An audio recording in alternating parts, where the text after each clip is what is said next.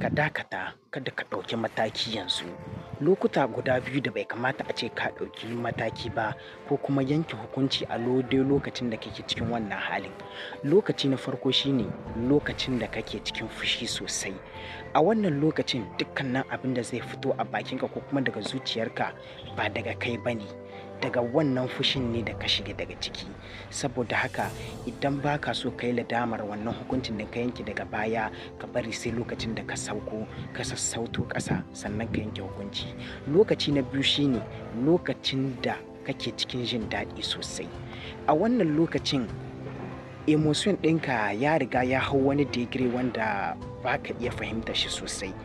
Lokacin ba zan manta ba, akwai wani mutum wanda a lokacin da yake cikin jin daɗi sosai sai ya ce ma abokin shi, "Na baka kyautar mota ta."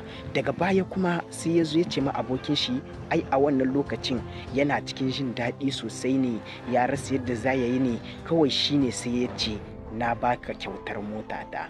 Ai kuma wannan ba ta yiwa kenan. Saboda yana cikin jin daɗi sosai ne, ya rasa yadda za ya yi, yanzu kuma daga baya ya zo ya yi ladamar wannan hukuncin da ya ɗauka na ba da kyautar motar shi a lokacin da yake cikin jin daɗi. Idan ba so kake kai ladamar hukuncin da ka yanke ba a cikin wannan lokuta guda biyu, to ya kamata ka kula sosai.